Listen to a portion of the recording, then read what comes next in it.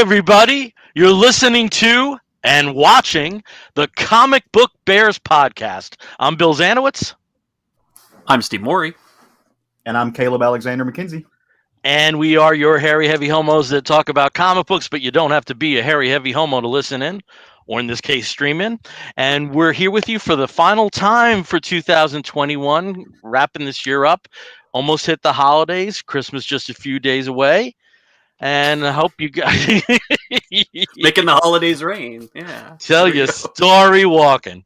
Oh boy. Hands up if you're glad to see this one go. I mean, you say it every year, but brother. We've already got David joining in. Hey, David, saying, how you doing? Hey, David. So, I decided, I've been embracing the Santa-ish as much as I can, so I got a Santa shirt on with a nice. Looks like a wrestling belt, I did have another hat, but which is more comic book appropriate, but it's a little tight in my head with Spider-Man on that. So yeah, I'm kind of going all out here, I love it. I like it. Yeah, it's cool. It's cool. Yeah. I don't know if you can see over here. You got some of Rudolph's friends. Yeah. It's Yukon Cornelius. Mm-hmm. Every proto gay / cubby bear whatever crush. When watching those holiday specials, right? Mm-hmm. Like, oh, Yukon Cornelius. That is so cool. So cool. So, we're here for one last time, and I'm making that sound like there's such a finality to it. And we do have an announcement about the show. We are going to be going on a bit of a hiatus, but we'll talk about that towards the end. Nothing to worry about. It's just that early January is going to be very busy for some of us, so we'll talk about that a little later in the show. But there actually will be content in the feed, I'm happy to say. So we'll talk about that a little later. So why don't we get started with some of our gets? Ooh, sounds like a good idea.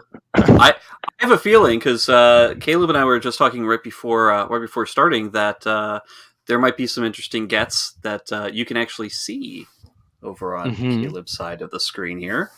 Mm-hmm. So I got a few. So I had a friend reach out, and I'm not a Lego person, but my friend Flippa, our friend, I should say, Bill was friends with him first, as is most of my friends. I just ride on Bill's coattails. Yeah, but that's probably about the only person out of that orbit that is I think Arnie. I think Arnie would have been contemporaneous. Yeah, probably. Yeah. But he sent me couple little Lego figures, little Scarlet Witch, and then a little Lady Loki. I'm blanking. Steve, we were talking earlier. I am blanking on her name. Sylvie, wasn't it? Wasn't it like Sylvie? Yeah, I got a little Sylvie that happened, and then like you guys know, and a lot of people who listen to the show know, I'm married to a nurse, so a lot of times on the holidays, I don't get to spend holidays with my husband. And so we actually did Christmas tonight. And I'm not going to just show you everything because that would take up way too much time. But I did get some really cool stuff that I think is going to make both of you kind of happy and giddy. And I'm happy and giddy. George Perez Wonder Woman Omnibus Volume 2. Specifically important to me. Number one, George Perez is that's my artist, and so I love him. I didn't have this, but with the news that just came out, that we've all spoken about, even more so important and heartfelt. And because I am on a music kick, Raj and I both are. Half of our Christmas presents to each other consisted of records. So I got Iron Maiden, Made in England. Got that little live album. I also got Iron Maiden, The Number of the Beast. Bill, you're muted. I know. Do you want to hear how old I am? Sure. I don't know how to answer that question. I saw Maiden on the Number of the Beast tour. That's awesome. It's old but awesome. As the opener, old but awesome. As the opening act for Judas Priest on the Screaming for Vengeance tour. I mean, I'm gonna say as it should be because I'm a huge Priest fan, but that's just me. I mean, I love both of those bands, and then of course to round it all out, Maiden Seventh Son, which is my favorite Maiden album. I love this album. Really? Okay. Yeah, huge. Like this is like as far as a concept album goes. Love this album. Is that the one? Can I Play with Madness? Is that one on there? Yes. Okay. The prophecy that may be. Yeah, that may be the last Maiden album I got on vinyl. It's so good. It is so good. And then to wrap out the vinyl, a non-metal album, a guy that I'm a big fan of, The White Buffalo. I don't know if you're familiar with him or not. If people aren't, he's kind of got a country vibe to him, but it's not like Nashville twang country. It's old school kind of outlaw country. If you've seen Sons of Anarchy and you've listened to the soundtracks to Sons of Anarchy, he's on a ton of it. Him and the Forest Rangers. So love this guy. So thank you to my husband. And I'm also drinking some really nice bourbon that he got me. So and that's my gets for this wonderful Wednesday evening. Okay, cool. That's awesome. That is awesome. And also that poster behind you, that Hulk, seems a little new, I think, isn't it? So the poster itself isn't new. I don't know if people can let me move it. So I've had the poster for a while, but I'm having to rearrange some of my art in here because I got some new art, some new pictures that are not comic art. Without bringing the mood down, Raj and I just had to let one of our 18-year-old Boston Terrier, we just had to say goodbye. He got a painting, a large canvas painting done, and he got me some professional pictures like printed out and made that I'm going to put up in my office. So I'm currently restructuring that, and because I want to see my baby girl and stuff like that. So I'm putting some more art on the walls. So I'm really excited. So those are my gifts. I don't want to go get the pictures because I'll start crying. Oh, yeah. Okay. Do you want to go, Steve, or? Well, sure, yeah. A couple things I actually do not have up here with me because they're very cumbersome and hard to bring around, but it's mostly this year, and most years Jason and I don't really do like a full Christmas thing, but because this year we are planning a trip in the very near future to a wonderful tropical place that we've never been. Of course, we took it upon ourselves to get a lot of new stuff to get ready for something like that. Because, of course, the one thing you want to do when you travel is have, like, a bunch of extra junk with you. And so we got some beautiful new luggage that is really cool. And when you're in adulting mood, it's like, luggage is the coolest thing you can get for yourself. But I also got myself a new Kindle Paperwhite, which I've been resisting getting a Kindle since they came out, because I'm like, why? I've got a phone, I've got an iPad. Yeah, but those things have glare, and they're hard to bring on a beach. But when you've got a little thingy, and you can read all of your books, it makes me really happy. And actually, the quality of it is so beautiful, even for grayscale for comics. It's great. But, outside of all that stuff, I did recently get I would say, sort of a Christmas care package from a certain gentleman in New Jersey. And he found me some, I don't know who, but, surprise. He found me some really, really cool things. One thing that I'll talk about a little bit later, but these packs of Valiant, the first volume trades from the original Valiant releases back in the very, very early part of the 90s of Shadow Man, Exo-Man of War, and of course the original Harbinger. And each one of these packs also comes with a special edition comic book, also released around the same time. This one is Harbinger number 0. We've got the Exo database.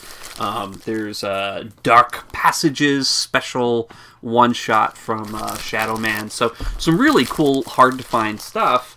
And I'll actually get to go back and reread these because it's been 20 years since I've read the original run of Harbinger, and I never read the original Exo or Shadow Man, so I'm really excited to get into that. So thank you very much, Bill. Thank you. You're quite welcome.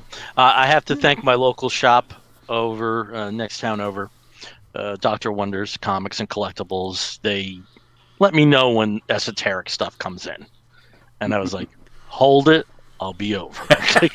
You know, you just solved a Christmas shopping issue for me. Okay, for me, I'm one of those people that doesn't receive a lot of gifts, though I give a shit ton of them. It's just the way things work. But I did get a couple things so far. One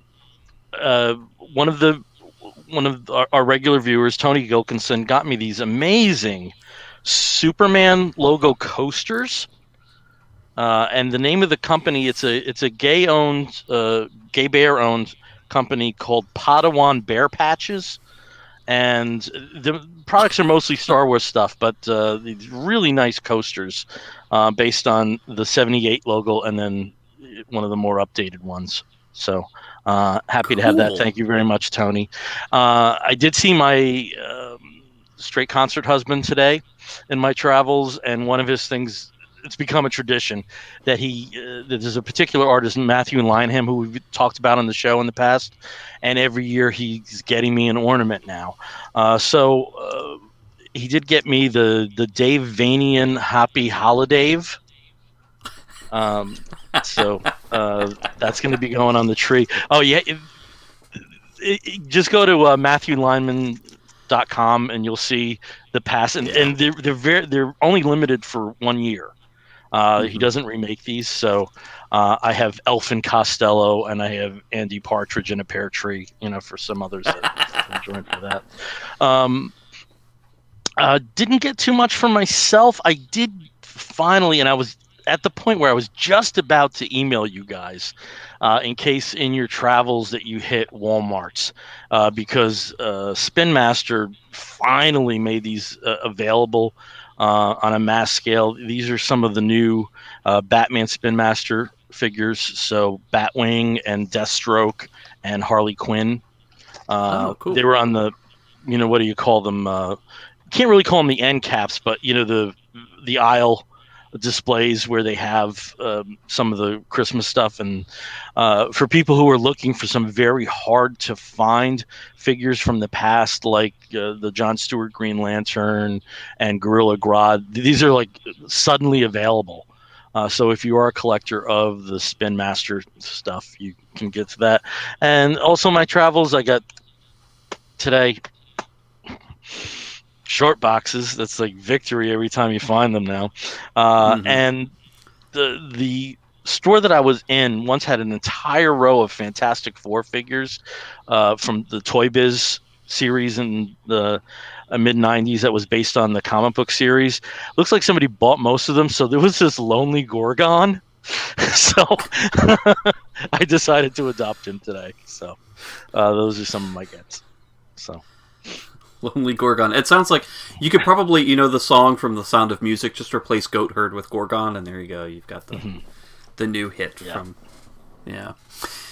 We've had some more people join us. James Figueredo. Hello, James. Good evening, Handsome Bears. It's always nice to see you. Handsome Bear yourself. And we've also got joining us Aggressively Relaxing over on the YouTube channel. Hello there. Hello. Thanks for joining us. And David had to mention here, jolly old Saint Bill. Yeah. I'm the ho ho ho. Yeah. So Bill talking about not receiving gifts very often. Number one, we're going to remedy that. Number two, literally just need to have a title behind you that's it's like what to get for the man who has everything. Because I keep finding things and I keep texting people that we know. I'm like, do you think he has this? And they're like, oh, he's got to have that. Well, shit. What about this? Oh no, he's definitely got that. Like, well, what about this? Like, I'm going to get you an air freshener from a Volvo in 1992. It's something. There is a fallback in the Green Bay Packers. You can always go to that for me, but I understand that because it's happened in the past. Yeah. I mean, I don't have an Ashton Martin. I mean, there's like various like. But, see, with as many Hot Wheels as you have, I doubt that. I don't tracts of land. I'm okay with that too. Huge tracts of land. Gonna give you Greenacre. Yeah. Petticoat Junction. Petticoat Junction. Yeah, I'll give you Blackacre. When they roamed into Blackacre. That would be a great horror movie title. Just a bunch of law school students, really. Just like real estate law. A CLE gone wrong. Yeah. It's also interesting with law school is with real estate. That's one area where, because laws are so different in states that's one thing like Caleb and I probably can never commiserate on. When it gets to real estate and land use law. That and probably family law. States are complete. Yeah, so it's family law. There seems to be a little more congruity, like the North versus the South versus the Midwest. Yeah.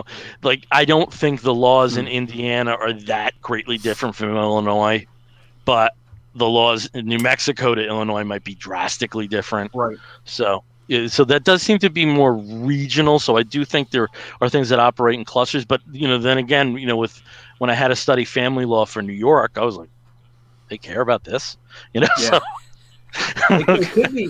New York doesn't care about families. Yeah. We could be Louisiana, who is just different from everybody because they're based off the French system. Yeah. For everything, property, family law, it's all just like there is such a thing as the Napoleonic Code. Yeah. We've gone off so deep much end fun. here. Yep. Splash. Actually, speaking of legal acquisitions, is that almost works? Almost look works. at you! Oh, look at you streaming. Okay, go. Fist bump. Almost There, works. just Pooh. Some big news this week. I mean, it just happened. What, Monday, Tuesday that it was announced that Dark Horse Entertainment, the whole shebang, all of it, the comics, the other media ventures, and of course the store itself, Things from Another World, were snatched up from by a Swedish game holding company, which was really interesting for them. Embracer, I think it was, or Embracer Holdings, and just like looking at their history, like they own several video game studios, a couple board game studios, a lot of like mobile games and console game, game studios and things like that. THQ Nordic, if you're a big RPG fan, like they do a lot of that.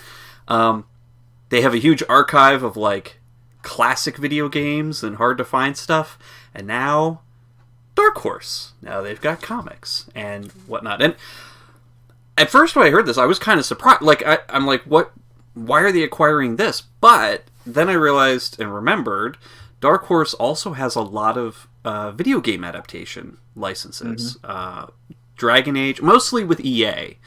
But like Dragon Age and Mass Effect comics, they've had tons of those. The Witcher, they've done those comic adaptations, and some other video game adaptations. So this might be possibly a good partnership. I mean, it's not a partnership; they own them now. But like now, they might have access to other licenses that can possibly get the Creative Comic treatment.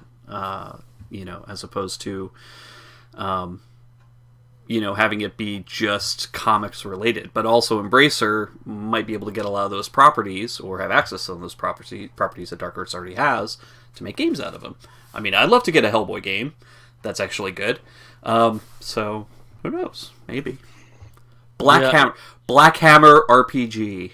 Well, Right. Also though, keep in mind that Dark Horse does not own Hellboy and does not own Black Hammer and does not own Grendel. There are some properties they do own, like Barbed Wire and Ghost, The Mask. I mean, there are some that they do own outright.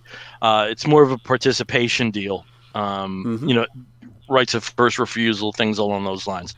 But when it's coming to a subject like Black Hammer, what there's huge buzz about, especially post Sweet Tooth. That you can see Lemire can adapt into other media.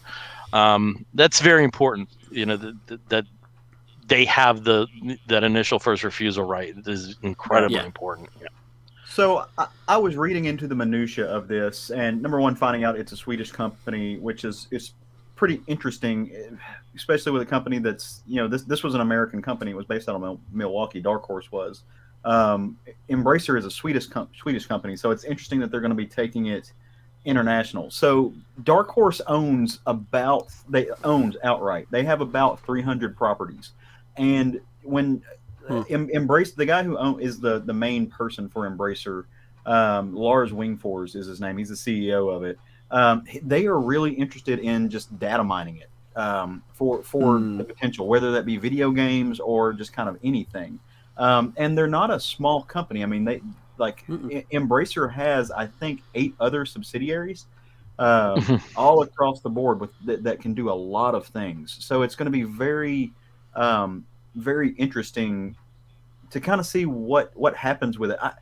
I don't know. Like, part of me wonders if this isn't a placeholder. Like, part of me would not be surprised to see this get resold in 5 years, just to see what they can do, just from a strategy standpoint. Now, I don't know that for a fact. I have no idea. They may want to sit on it and see how much they can get out of their investment. But I mean, and it's not a small investment. I mean, Dark Horse makes fairly decent money. They're estimated to make somewhere around like 98.7 million in sales this year. So this is not small fries that they're dealing with. So I'm very interested to see what comes out of this and where they go.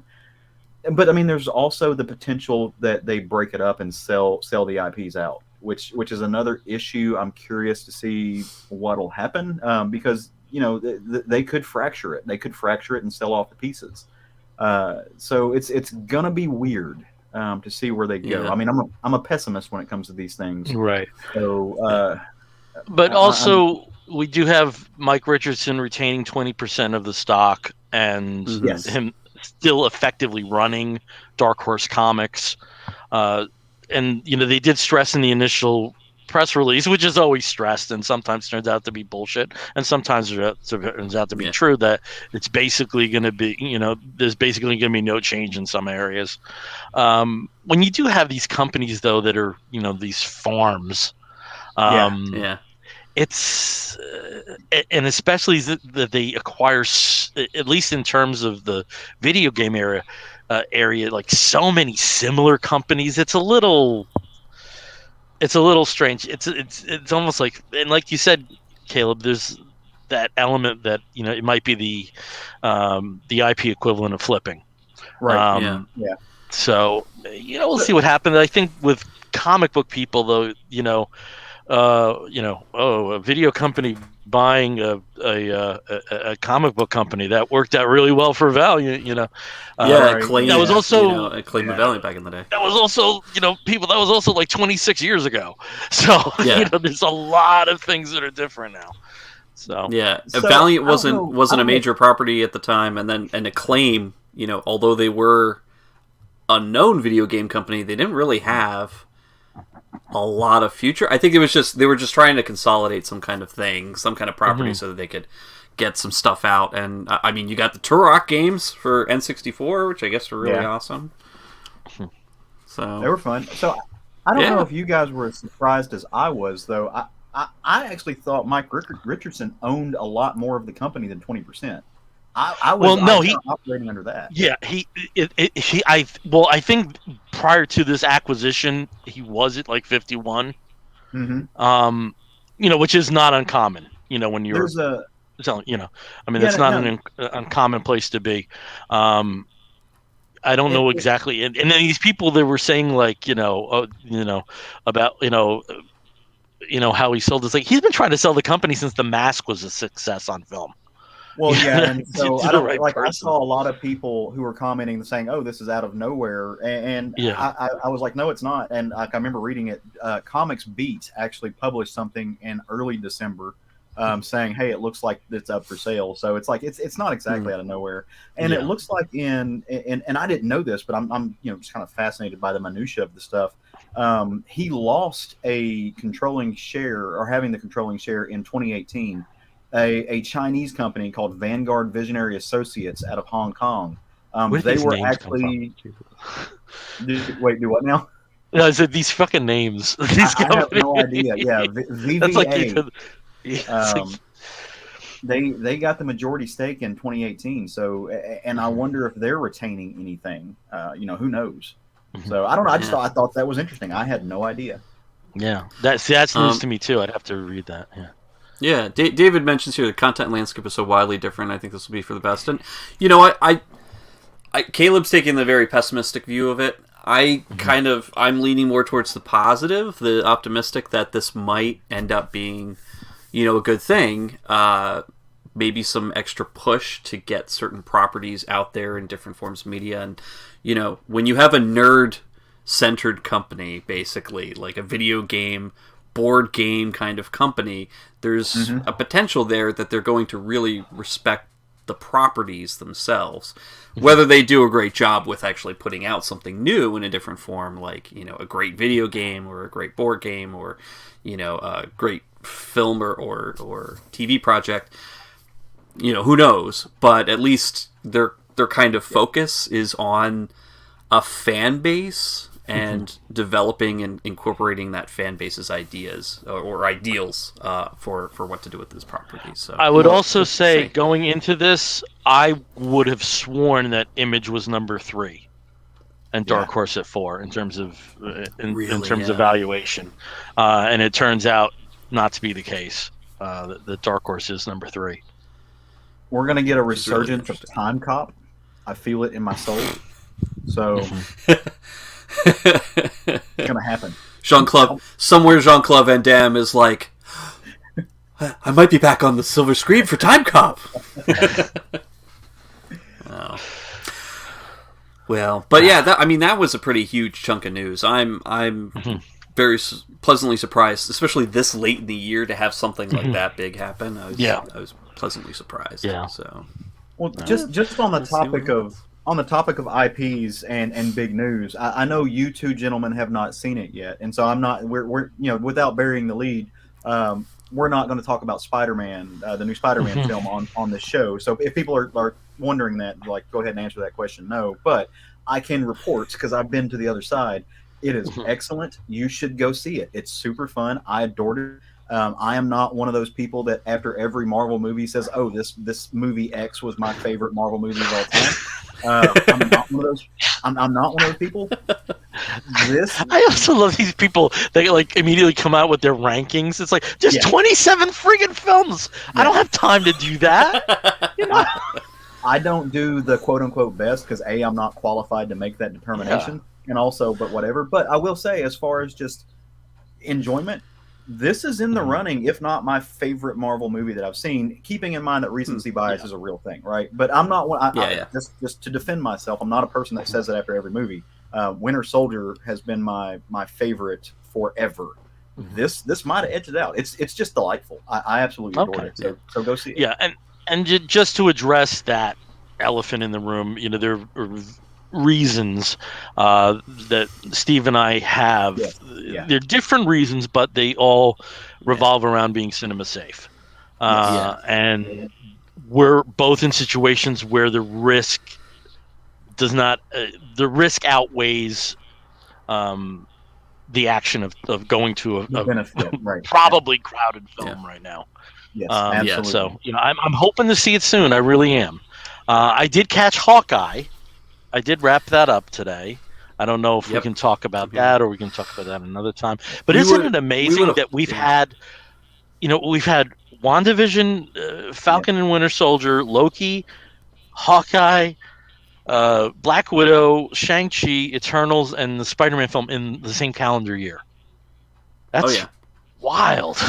It is. You know, it's a huge number of things that are just fantastic. And and just looking at the TV series alone, I mean, when each episode, I mean, WandaVision was a half an hour each, but you know, Falcon Winter Soldier, they were hour apiece. Loki, hour apiece. Hawkeye, about an hour apiece. Like, you're looking at the equivalent of maybe 2 or 3 movies per series in terms of length and content, plus the other movies that we've already seen. Like, this is a huge chunk of output from Marvel Studios and Disney this year. So not only that, but next year's going to be more. as James Figueredo pointed out, we also had What If. So What If as well. And that it's matters. a cartoon. It didn't count. It matters. Well, it does now because Yeah. now it apparently ties into everything. Also, we've got some flying devil horns here from Hey. Mr. John Westhoff. We also did. I don't know if you guys did see that the Doctor Strange and the Multiverse of Madness Yes. trailer came out today. That's Yes. that trailer is where I say it matters because you see stuff in that trailer that ties into What If. So it's it's one of those things. Yep. It's really cool. Yep. And to borrow Yep. a word from David Tobey, it's ambitious, and I respect ambition when it comes to these films. It really, really respect ambition, and I appreciate that. And that's why WandaVision, as far as the current run of films, WandaVision's my favorite because it as far as filmmaking and craft goes, it was ambitious. Yeah. And the same is true, I think, of Spider-Man: No Way Home. Yeah. So definitely, I mean, I'm really excited to see it when I do see it. I've had to really fight hard against spoilers because like everybody knows. Somehow I've managed it though. I've been okay. And Whamageddon. I'm still safe. I have not gone to Wham Holly yet. Oh yeah, I haven't heard anything by Wham. So let's just play some now. I do have a friend that did that in the video, and people got mad. Yeah, I mean, well, we'd only be able to play for 30 seconds. So. Yeah. No. My other podcasting co-host Rick rolled me the other day, the bastard. So How 2016? out of nowhere. How 1997? That's awesome, though. But yeah, I'm looking forward to seeing it. And of course, there's some other shows some other movies that are dropping this week and next. We've got The Matrix, the latest Matrix movie. We've got The King's Man, which Bill, you know how much I love Kingsman, so yeah, we'll be seeing that. Yeah. One of the most Someday. underpromoted movies I've ever seen, though. Really? Because every dude. time I've been to the movies, it's just that preview constantly. I've never see that seen that in preview a every preview. time. I've never seen that in a Really? preview. Ever. The one that I could tell you that I didn't see any previews for, and unfortunately it died a very quick death this past weekend, was Nightmare Alley, the new Guillermo del Toro movie, which I found out about last Thursday, and I think it's already out of theaters because Spider-Man took all the audience. Yeah. No, my plan was this week, Kingsman, Spider-Man, West Side Story, and then next week, Licorice Pizza. And Licorice Pizza. Yeah, just... Thanks, Omicron. Yeah. Thanks, Obama. I still wanted to see. I do still want to see West Side Story, and I really want to go see House of Gucci. I still haven't seen that yet. That's on my list. I may go actually try House to. of Gucci. It's a little safer for me to go to the theater here because the lack of population. So I may try to sneak away to the movies on Christmas Day to go see it because they won't be crowded. Yeah. But I have to get over. Hey, Adam Anderson. Hello. Hey, Adam Anderson. Hey, Bill and Peeps. If you remember, enjoyed being Steve, we met Adam at Baltimore Comic Con when he was online for Crank Chain. Yeah. Yep, definitely. Hey, Adam. Hey, good to see you again. Yeah. And James actually said, this is how I feel anyway, looking at the AMC listings. Brazil, according to James, Brazil Spider-Man has taken over 96% of movie theaters. It's insane. I mean, it is on the way to being one of the highest grossing Marvel movies. Yeah. It's also, if you look at Box Office Mojo, 5 of the top 6 films, 5 of them are Marvel based with Venom. Yeah. Oh yeah, Venom 2 did only really well this Fast year. and Furious got in above Eternals. Yeah. Give it time. Or Eternals, which is coming to Disney Plus January 12th in the US. Yeah. And that's another thing is like one of my resolutions is to get the audio versions out quicker because releasing an audio for talking about Eternals is such a non-event at this point. I really have to get on the ball with that, so that is a resolution. Actually, the audio for this will be out tomorrow because nice. You are a machine. I will be doing that. Yeah, it's gotta. I just got to get better at it. Really bad. You shut up. Critic off camera. You are a machine. You have been pumping out the audio episodes, so Yeah, but like it's impressive. It really it's is. not. It really isn't. I uploaded those before the December 1st changed over because of the space on the Libsyn account, and it's just like this early part of this month is like so crazy.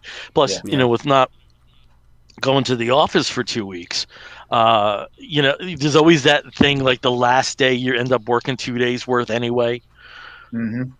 before you go on vacation. So the beginning of this month don't I is know nuts. that? Yeah. Where are you? Is it just tomorrow and that's it for you, Steve? I actually no. I have tomorrow and Friday off because they have to do 2 days for Christmas, and they didn't want to do Monday. And then also I am working next week until Monday, Tuesday, Wednesday. So the last. What? I haven't worked the week after Christmas in 11 years. Really? Lucky. Yeah. Well, the thing is, I'm in awesome. a situation where, not to reveal who I work for, but if one of the other 3 companies does this, we end up doing it. Yeah. So it's that. So it's been that way since I think 2010. Yeah. I'm working next week, but it's by choice because I'm an hourly law clerk and I like money. So, money is good. Yeah, I'm a big fan, and I spent a lot of it, so I need some of it back. Yeah. Oh, well, should we start talking about some comics? And actually, we are just to let everybody at home know, we are going to have our 4th person. Bryan Pittard will be joining us hopefully shortly. He had another meeting that's going over this time, but he will be jumping in, and we'll get to see him and hear about his comics, his comic choices for this week as well. So, yeah. All right. Hopefully since you brought it up, Steve, let's start with you. Tell us about something that you read that you thoroughly enjoyed. Thoroughly enjoyed. Thoroughly. Well, like I had said, I had gotten a gift package earlier last week with some wonderful Valiant titles, but then also this oddball was in the package as well. And this is the trade collecting the first 5 issues of something called The Illegitimates. Now, I had actually heard about this years ago because I have a huge crush and also am a fan of Kieran Gillen. And also Mark Andreyko, because why not? They're both really great at what they do and look pretty. So they had gotten together to collaborate on this series called The Illegitimates. And Kieran Gillen was taking writing duties with Mark Andreyko, with some wonderful art here by Kevin Sharp. There he is. Hello! Hi! Hello, stranger! It is good to see you on. Yes. Excellent. And we're just starting with the comics. So just started the comics. Perfect timing. So anyway, so with this, Kieran Gillen and Mark Andreyko working together, collaborating on this, with Kevin Sharp on art. And basically it's a story of the James Bond, a James Bond type figure. And one of the things that James Bond is known for, other than his really cool toys and his, debonair manner and all of, and all of his world tours and country hopping and all that stuff, is the fact that he sleeps with, I don't know how many women per movie. And this kind of takes the premise that he never really used protection.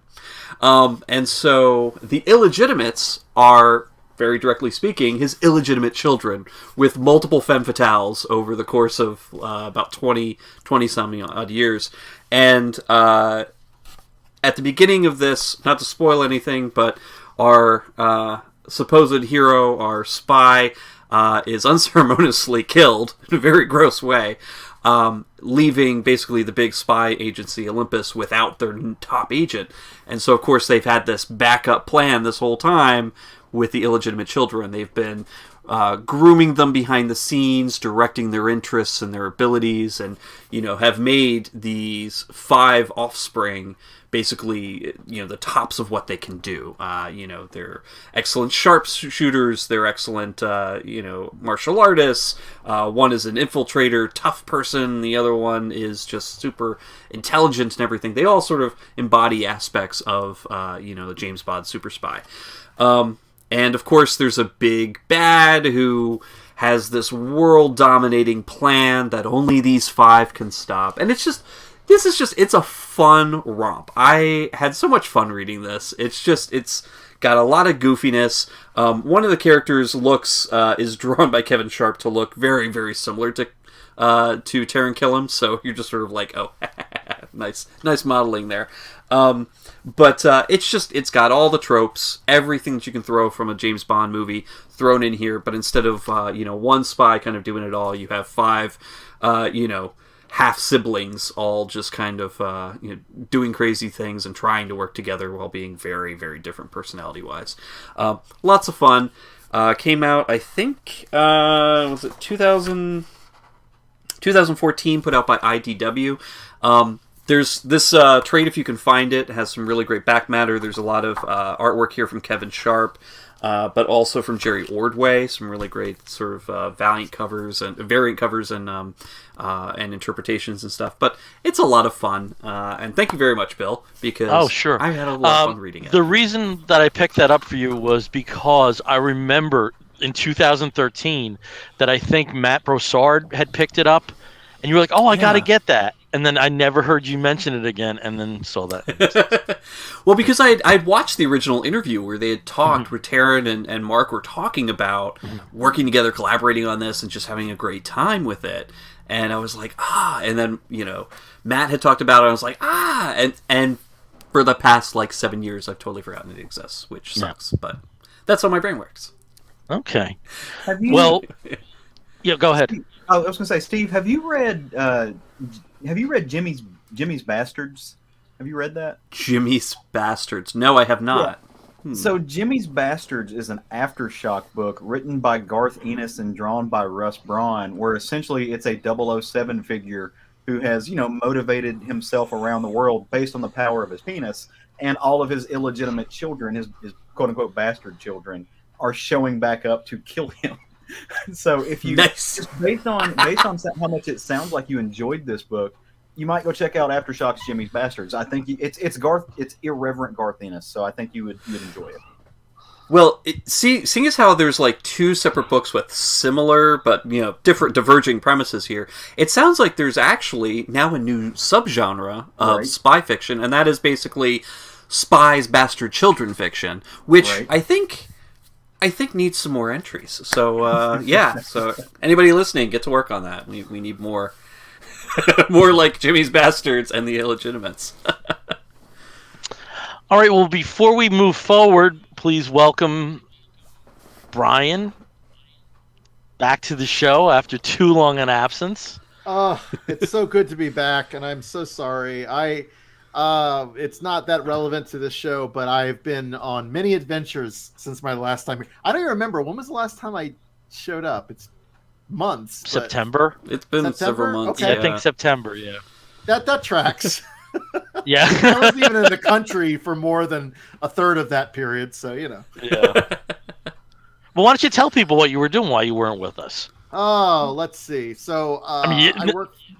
To the extent that you can. Anything that's top secret. I work for the government, so that's all I have to say, and really, without going into too much detail. I am not a secret spy, though, and I am not having illegitimate children. So just let's put that out there into the universe. That's exactly what a spy with illegitimate children would say. Yeah.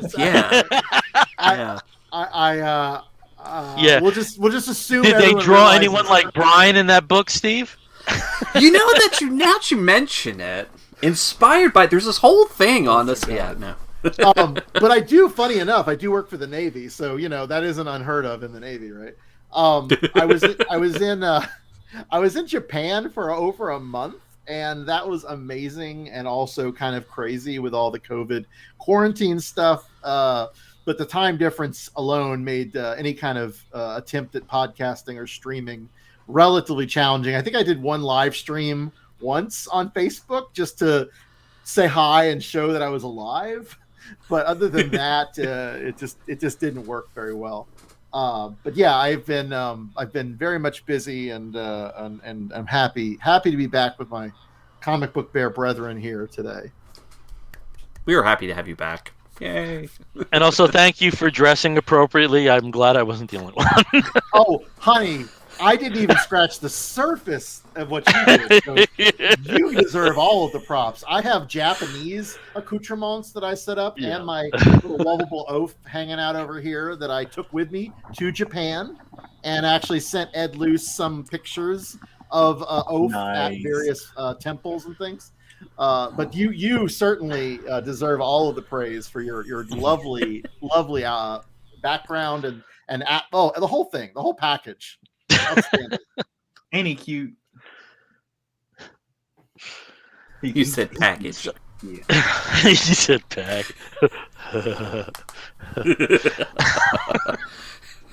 And I am drinking Japanese beer also, by the way, that I did not get in Japan, but I got here in Seattle. That is rife with Japanese beer, it turns out. So yes, I am celebrating Japan for Kurisumas here in Seattle this time. So Bryan, with KFC. all of this particular activity that you've been subject to, have you been able to get any comic reading in? Thankfully, all of my comic reading, with a few exceptions that I have in my woof, are digital. So yes, I have actually been able to read a little bit of the X-Men and DC stuff that I follow. But I am very excited. This isn't a woof, but I will just show you guys so you can be jealous. We've talked about this on the show. But I have a copy of, oh God, it's all in plastic. My brother's husband. Yes. Oh my God. And I won't butcher the Japanese title of it also because I don't remember what it is. But I did get this from a store that I'm going to talk about in my woof in the original Japanese. And so my goal as I am studying Japanese is to translate this. Not that I need to because it's been translated, already. But this and other things that I will talk about would be fun to read in the original Japanese. So yes, I have had comics, but very, very Sukosh comics, Sukosh manga, to say the least. No. Well, do you have a book that you'd like to talk about of the stuff that you did read? Oh, I do. I would not show up without doing some homework. But the question is, do we want to talk Marvel or DC first? Because I got both. Let's do Marvel. All right. Because we haven't talked a Marvel book in ages on this show, really. All right. It's been a while, yeah. Anyone who knows my proclivities of Marvel probably will anticipate what I am about to speak on. And that is X-Men. The Fantastic Four. Oh, well, a few years ago, or a decade ago, God, it feels like when Hickman was writing it. Hickman was writing it, yes. Yeah. And I will throw this in there now because I didn't have a good segue before. I got these cute little minifigs, and you can't see them because my camera doesn't auto zoom. But speaking of Fantastic Four, one of the minifigs that my brothers here at Comic Book Bears got me from Baltimore had a Sue Storm from the Hickman Fantastic Four era, and I am very, very I love these figures. First of all, thank you both. Thank all of you involved. But like I just this is a treasure for sure. So I have awesome. More that I might refer to here if we need them. But so yes, Hickman, yes. X-Men, yes. Can you see where this is going? We're going to talk Inferno. Not Disco Inferno, but classic the redo of Inferno. Oh, thank you. You got the props and everything, Steve. Great. It's almost like it was destiny. Oh, like we knew. Outstanding. So, actually, I'm glad you already got there because I would have taken like 10 years to get to that point. But if you're not familiar with Inferno the original, this is not that. I think we can all largely agree that Hickman is using the term in a certain respects, but I actually think he should have done something with like Days of Future Past, because if you're up to date, and there's only been 3 issues of 4 or 5 total, this is there are things that are related to that series in some way more than the original Inferno series, at least from what we can tell so far. So let's back up.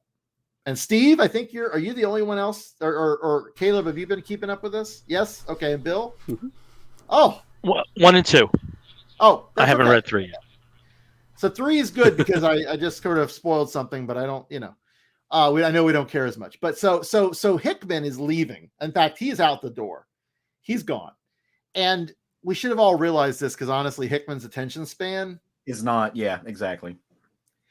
But I love him and I'm appreciative of everything he's done. But I do feel like it would have been cool if he had stuck around, and he may come back. I mean, no one's ruled that out, so hopefully he does. But he has set up this amazing status quo for the X-Men that's all about Krakoa and House of X, rather.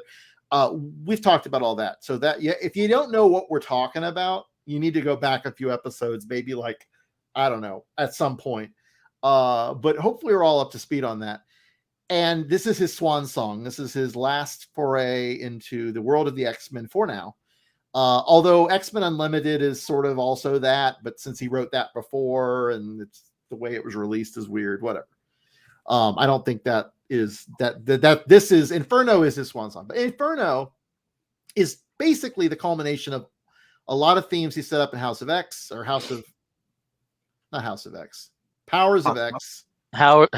Powers of 10. Yeah. Thank you. Hoxpox. It's been a few years, right? And I'm a little rusty. Forgive my podcasting rust. It's being scraped off slowly here. But yeah, Hoxpox, mainly with Moira McTaggart and her whole ability now to sort of reincarnate with all the knowledge of her history and her life and then try it again. Her Groundhog Day power, if you will. The culmination in the sense that she is now basically calling out Xavier and Magneto for their struggles, if you will, in leading the mutant nation the way she had intended and some of the ramifications of that struggle. Add on to that an amazingly beautiful, in fact, honestly, this is the thing I'm most thrilled about with Hickman's done here. He has written this beautiful love story of Destiny and Mystique that was not hinted at originally, but certainly made a lot clearer over time. But Hickman has done this beautiful queer representation story through those two characters and the love that they have, that the Mystique specifically has for Destiny. Destiny's reciprocation is a little unclear, honestly. I think Destiny's kind of a cold fish. I don't mean that in a derogatory sense, but I'm just saying, as far as partners go, I don't know. But clearly, Mystique has a torch and is alive and wants Destiny to come back because she has not, up till this point, been reincarnated through the Five and that whole machination that we've seen in Krakoa. So Moira does not want that because Moira knows if Destiny comes back, she's going to see through the whole thing. And in previous lifetimes, she's had confrontations with them, the two of them. Of course, they have all this rehash of this whole previous conversation where it's like, no, do not bring Destiny back. We can't have her here. Moira's telling Xavier and Magneto this, but of course, it's already happened. And spoiler alert, like we've already kind of been spoiling, Destiny shows up like, hey, I heard there's a seat open on the Quiet Council. I'm going to just sit here and, I'm sure you'll vote me in, but either way, you do your thing, but I'm just going to be here. Is this seat free? Oh, good. Because I'm just going to be sitting here from now on. Thanks. Yeah. I feel like it was pretty much like a done deal, though it was close. It was a close vote. So long story short, and so this is my only thing. The storyline as it is currently standing is very people talking, political maneuverings, not a lot of punching, not a lot of powers, not a lot of action, a little show, a little less tell. I'm sorry, a little tell, a little less show. Beautiful cartooning though. Overall, like, I mean, don't fault the artist here. Absolutely. It's just, I think Hickman had a lot he wanted to get out before he left, and it kind of comes across that way, as some of Hickman's stuff tends to do, which I still love. I'm not saying I don't like it, but I don't know. What do you guys think? I mean, the third issue is where we get into the Days of Future Past thing, which I really love. But I mean, overall, are you guys enjoying this? Is it working for you? Well, the thing I have to ask is if anybody knows this, because Bryan, since you follow Hickman much more closely than I think any of us, initially there was a plan for a Moira X series, limited series, that Hickman wasn't going to write, but was, as the showrunner, would have had a lot of input. Do you think that this takes some of the plans? Has he ever mentioned that? Because it seems strange that was going to be, effectively like one of the marquee events, and we just never got it. There's so much here that I feel like he had sketched out and wanted to do long term and like over issues that he didn't get to do. But I think that book would have been something else. I think that book would have touched on it as like a story Bible, but it would have been Moira's adventures. Honestly, Moira's story is probably the biggest casualty of this whole Hickman leaving. A lot of it's to do with the pandemic and the way that they had originally planned to do things. A lot of it's honestly to do with their success, because I think Hickman, with his original plan, would have come in, done his story, and left, and probably reset back to status quo, which is, X-Men's at Grey Malkin Lane in some way, shape, or form. Like, the fact that it's been so wildly successful has completely changed the status and the arc that Hickman had. But Moira's story, I would love to know what they had originally planned and what didn't get to happen. But I have no... Hickman is notoriously sparse in his interviews. Yeah. And the ones that he has done, very little to go on. Well, Hickman did a few things. Like, he planted... So a good writer can give you like one focal point to a long story, right? Hickman gave us 3 to this. So he gave us the Moira story, and then he gave us the future with the Nimrod story, and then he gave us the Destiny thing. And the Destiny thing and the Moira story are definitely intertwined, right? Like obviously we're seeing that now, but they're very easily 3 different things. And then there's a fourth in there in the fact that they have cultivated this plant that is a salvation plant for everybody, much less anybody. So there's like 4 main plot points here. Four to anybody else, these would have been the plot. With Hickman, they're strands of whatever tapestry he's weaving. And I think that, I agree with you, Marvel tried to do too much too fast to an all-encompassing thing. And it so much got lost in the weeds. The Moira story included. I forgot about it for a little bit, right? And now we're getting it. I was talking to our friend, our friend Bryan the other day, and he said something that kind of cracked me up. He's like, it seems like where we're at now, they gave us this giant buildup, and then all of a sudden it really feels like once it's culminated that it could have been handled with a conversation, and it's a little bit of a letdown. And I don't disagree with that. But that's very believable too, because humanity is there's so many stories and history and current politics where you're like, if you guys had just sat down and talked, we could have worked through this shit, Yeah. I love the fact that Hickman puts these leaders of mutant kind up and roasts them. Magneto and Xavier are whether you're one side or the other, they are the pillars of most of the mutant history, right? They are the great leaders. Now, they've made their mistakes clearly, but they are still held up as the elders, the leaders. And Hickman is roasting them, showing them warts and all, which I love. I appreciate his deconstruction of the myth of the hero, even in some of the stuff with the captains of the Krakoa and all that stuff. By not that Bishop is a bad choice, by the way. Bishop takes over from Cyclops, but my guess is the arc of that story, at least, and maybe, is going to show that Cyclops was probably never the right choice either, but like, just, I don't know. There's stuff there I think he was trying to unpack about what it means to be a leader and what it means to be a politician and what it means to just all of that. And that's why I love Hickman. The problem is, like, Caleb, you nailed it. It's too many ideas in one story and one package, and stuff just gets lost. Yeah. So, Steve, I was going to say, like, I think one of the big things it kind of goes to the heart of this, and you mentioned this. There's a lot of talking, very little action. All of the action is implied to be happening at some point, maybe in the conclusion, or maybe what's going to basically just destroy everything that's happening. Like, that's been kind of like the common thread in Hickman's, lead up to Inferno, is that it's all so very fragile. Everything is so fragile. There's, all of these secrets that are going to be revealed, and each secret is devastating. There's these old alliances or old, enmities that are going to boil over and destroy everything. And, you had the Onslaught thing, which happened weirdly enough in, like, what seemed like an extremely quick,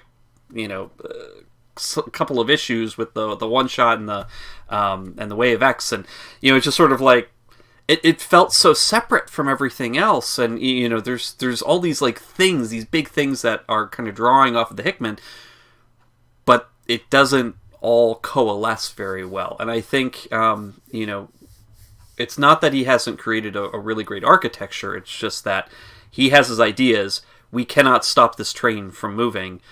It's going to go to its inevitable conclusion that Hickman has designed for it, and then everyone else who's going to be continuing with the franchise, in editorial and with the team, is going to have to try and figure out how to make all of their books work around this.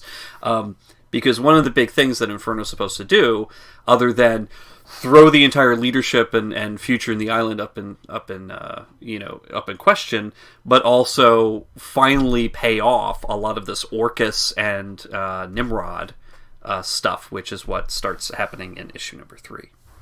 So, because that's been happening since the beginning of Hoxpox, and everything with with the reveal of Orcus and what they're doing around the sun and the Master Mold, orbiting station thing and the creation of the new Nimrod and all this stuff. This is where it's supposed to be going, and this is where it's supposed to be heading. And the Days of Future Past that you're talking about, and the new timeline, and the redone timeline, and the other timeline, and all of this is tied together with what Hickman's endgame is for this. And I'm very curious how everyone else is going to move on. Well, and the Days of Future Past thing, just so we're all clear, it's a lovely idea where you basically had that idea of like Kitty Pryde, being injected from the future into the past, but not a mutant in this case, or I guess sort of the Omega Sentinel, whatever karma thing, which I very vaguely remember from the past. So I was kind of like, I had to go back and like go, wait, who? But basically, one of the Orci, who is one of the organization that's trying to stop mutants because they believe that they're a existential threat to humanity. They in the far future send this person back, Karma, right? Mm-hmm. Yeah, Karma. Well, Shapanda, whatever. Yeah, as an Omega Sentinel, back to our current or back to the past, and then like they are now with that knowledge of the future, where mutants win. That was kind of the cool like surprise. Is it's like, no, the future was mutants win. Like Krakoa works, mutant kind is dominant, and they come from the past as like, oh my god, I just survived this apocalypse where mutants took over and decimated humanity, and I'm trying to stop that. And then that's why Nimrod comes online early, and just so I love that Hickman worked that in, and I think that's a really cool idea. I worry that without Hickman guiding the writer's room, I'm not exactly sure that some of these finer threads are going to really play through.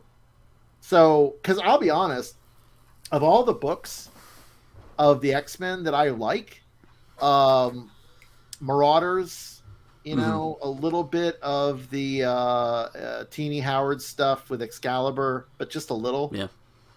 Overall, I've been Cy Spurrier somewhat with Way of X. Actually, I did kind of like Way of X. the rest of it's just kind of lost on me. I just don't enjoy it as much. Now, what's coming? They just put this up. Marvel's been releasing, previews and blurbs for the coming stuff. Does look interesting. Kieran Gillen is coming back to the X books, which is fantastic. He's a great writer. He did a great run on X-Men that was kind of in between other eras, so a lot of people probably may have missed it or just dismissed it. I don't know, but it didn't seem like his era was as eventful, but like still some good stuff. And he's coming back and is going to take the Quiet Council as his subject, which is very exciting. But I don't know. I'm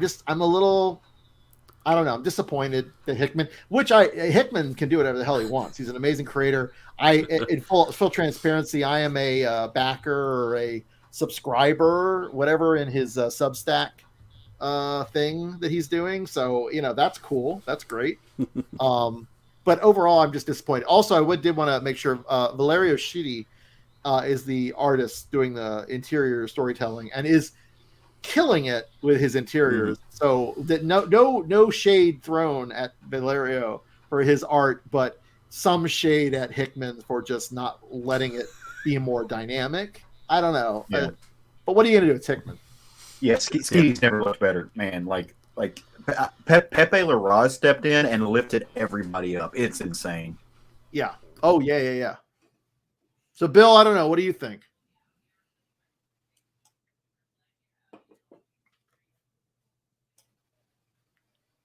Mute. Damn it. The last time I paid very close attention to detail was Cross of Swords or Axe of Swords or whatever the hell you're calling it. That's the thing with the Hickman era. It's always, or whatever the hell you call it.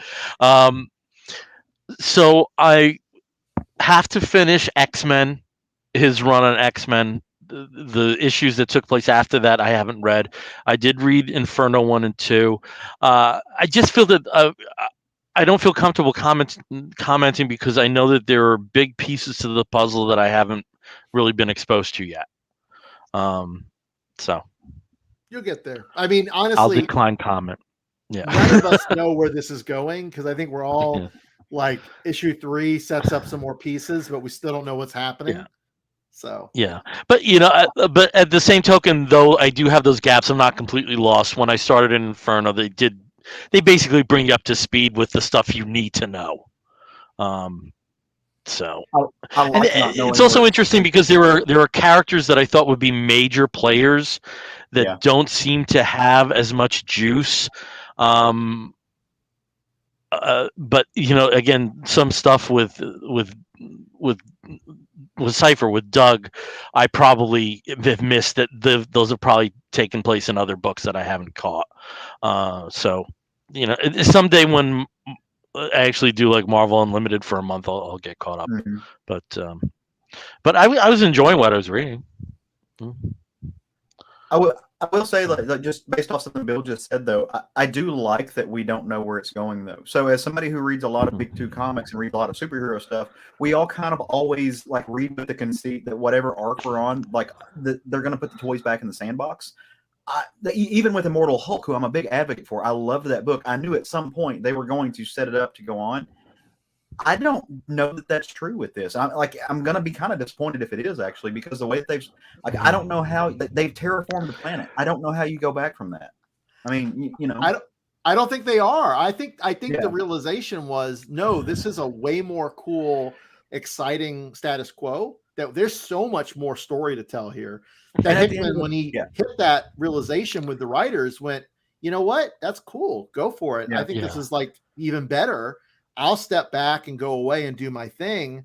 And then, maybe if they ever do hit the end of that road, he comes back and like finishes it up, or other writers come back and, or who are there, wrap it up, like that's up to them. Yeah. So I'm fine with that in theory. I just wanted to see Hickman's full arc. Yeah. Yeah. And I'll have to jump on something that Caleb said, as I do get that sense that apart from Morrison's run, since the post-Claremont era, I think you do have that feeling that eventually Magneto is going to complete an arc and be basically where he was when you first came in, and the storm that's going to happen to her as well. I do have a feeling though that, and like you said, Caleb, like it would almost be disappointment if we do have the status quo that we've been used to.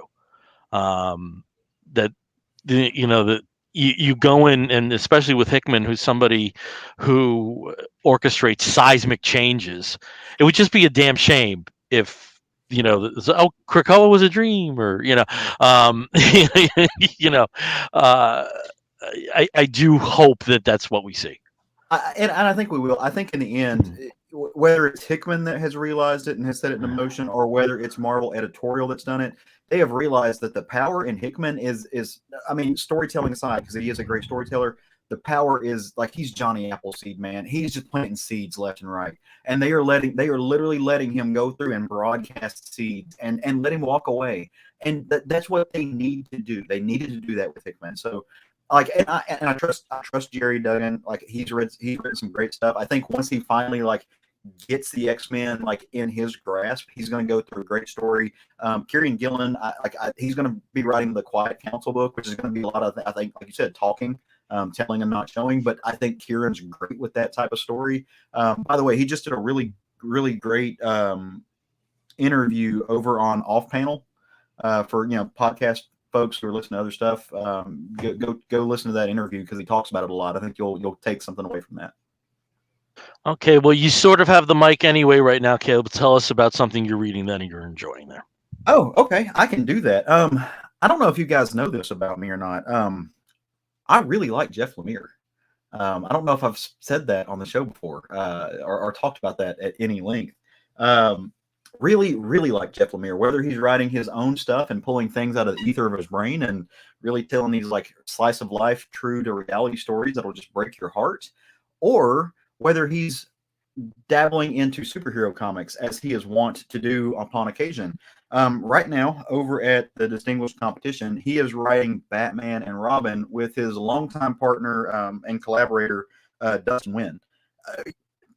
Look, not only am I a friend of Jeff Lemire, I'm a huge fan of watercolor artists. So this is crack to me. I just want to fold this up and smoke it. It is excellent. He is going back to the very roots of the relationship between Bruce and Dick, and the establishment setting up Dick as Robin. And this is great. He is telling the story of what happens in between the panels when Robin is learning to, or when Dick is learning to trust Bruce, and when Bruce is learning when to push the gas on Dick and Robin and stuff, and that dynamic in the relationship, it is fantastic. It is doing an amazing job of wrapping in slice of life and this father-son dynamic and grandfather-son dynamic when you throw Alfred into the mix, and telling superhero storytelling. Jeff Lemire is the most versatile, dynamic, and for me personally, one of the most important storytellers in comics today. He can do just about anything. I don't know whether he buried something at a crossroads. I don't know, but it is insane to me. I've said this before. I'm an alkali. I am a diehard. He sometime last year, I just became a ride or die. He is to me as important as Neil Gaiman was to a lot of other folks. I'm not saying he is that across the board for everyone, but to me, he's that. In this second issue, it really takes, and it showcases his ability to write something that a lot of people think is really binary with DC. So you either have something that is incredibly joyful, right? That's whimsical and merry and old school, kind of golden age-ish, or you have something that's dark and gritty with DC, especially with Batman. He blends them so well. This takes place right at the time where he has adopted Dick, and Dick has started to take on the role as Grayson, and Bruce has breached his trust because Bruce, stole his journal and read everything, and realized what he was doing, and realized that this was not just a kid that he was taking on as a ward. This is somebody who's going to be playing a very important role, and is a legacy to him. And so he's training him, right? He's turning him into a soldier, but oftentimes Bruce forgets that he's a child, really where Alfred steps in to put him in check. And this second issue, the first issue they deal with some stuff with Killer Croc, who plays an ongoing role.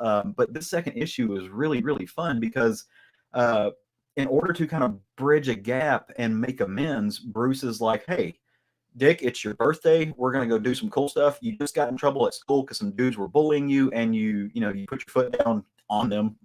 Alfred got called to the office. There's a really great principal moment, but we're going to celebrate your birthday. Come with me. Put that suit on, and it's the Robin suit, right? They jump in the teleporter and they go to the Justice League satellite. This is the first time that Robin meets any of the Justice League. Not only that, as he gets up there, the Justice, like he's gobsmacked, right? Like Wonder Woman is there, Hawkman and Hawkgirl are there. He shakes Superman's hand, and his little brain is just exploding. But they've got to go fight Mongol, right? Like they got to go save the day. So they're like, hey, you're going to stay here. Hawkman's like on monitor duty, so don't bother him. He's old, grumpy, like don't ruffle his feathers, pun intended. So just go in this room. There's actually some other people in there that you might enjoy, you might like. He goes in there, and you know who he meets, Bill. You're gonna love this. You're gonna get a giant kick out of it. He meets Roy Harper. Hanging out in there, being Roy Harper, like being just obnoxious and just edgy. He meets Garth, Aqualad. He meets Wally West, who's speeding around doing all kinds of stuff, and he meets Donna Troy.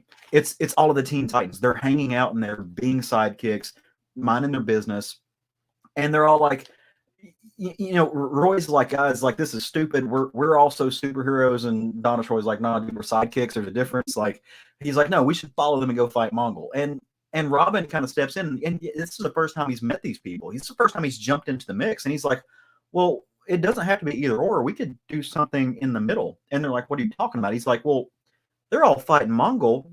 Crime's happening over here. What if we jumped up in the ducks, crawled around, and we'll make sure that Hawkman doesn't see us. We've got a speedster right here. Like, we'll find out where crime's happening, and we'll jump down and handle it like a team. This will be awesome. It's the first formation of the Teen Titans. It is so just exuberant. That's the word I would use to, especially when Dustin Nguyen is doing his magic to it. It is exuberant, and they do just that. They go down and they stop crime. Like they jump on a ship where King Shark has got some pirates and they're messing with stuff, and they punch a few folks. They start handling the small crime, and then they come back up, and of course they're doing this all while Hawkman is supposed to be on monitor duty and it's just doing nothing because they're being sneaky. And it's the first time that Dick not only makes these people who will become lifelong friends of his, but he starts to establish himself as a leader. He starts to establish himself as the person who can see all the moving parts and think their way through and use everybody to their strengths. And this is all very lighthearted, right? This is one, like, I'm reading this and my face hurts from smiling. And then they get back, they go back, and Hawkman comes and checks on them, and they're just shooting pool, hanging out, playing some billiards. And acting like nothing's happened, like they've got one over on the old man, who they all like agree is just kind of a butthole, but they all, he's not really. So Bruce comes back, Batman takes him back. They go back to the mansion, and again, I should say spoilers with this.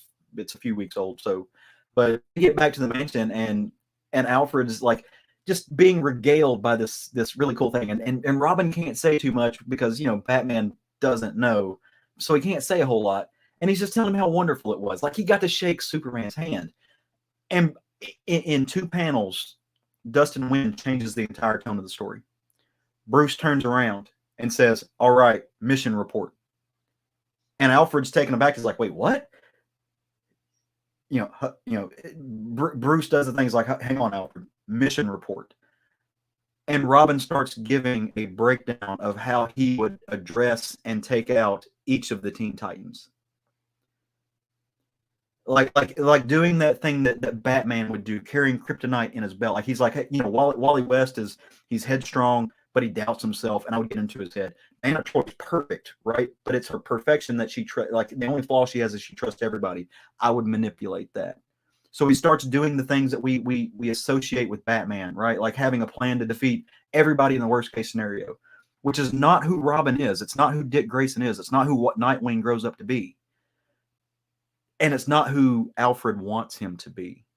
And in that moment, you start seeing this power struggle, this personality pull, all different directions, where they're literally battling over the soul of this child and who he's going to be. And Bruce, bad form but good intention, says, I'm training him to be a soldier because he's got a future. This is who he's going to be. He's too important not to invest in. And at the same time, Alfred says, no, he's too important, so you invest in his soul. Such dynamic storytelling. Jeff Lemire, I'm just like, I could fall on the floor. Granted, I'm an alkalite, worship at the altar of this dude. It is just another way that he is so adept at grabbing the human condition and distilling it into its base elements. And he can tell that in anything, whether it be a weird story like Frogcatcher. If you're reading the Maze book that he's writing right now, which last issue will break your heart, or if he's writing for Marvel or DC, he literally has so many tools in his toolbox he doesn't know what to do with them. It's outstanding. If you're not reading Batman and Robin, you need to be, because it is outstanding. It is outstanding superhero storytelling, and the big two need to be paying attention to this. Yep. I cannot wait to read issue 2. I cannot wait to read and issue sorry 2. if I spoiled anything. It's okay. I've seen enough, and I've never been like, whoa, I've never been that way. So, no, it's cool. Dick Grayson is one of my favorite characters, and I've long said that if there actually was a Trinity in the DC universe, it wouldn't be the 3 that we have. It would be Superman, Jay Garrick, and Dick Grayson. Yes. Because I think that those are the 3 characters separated a little bit by generation, but those are the 3 that I think people like. Yeah. And that people would coalesce around and rally around. If there was something to do. And there's so many great Dick Grayson stories still left to tell.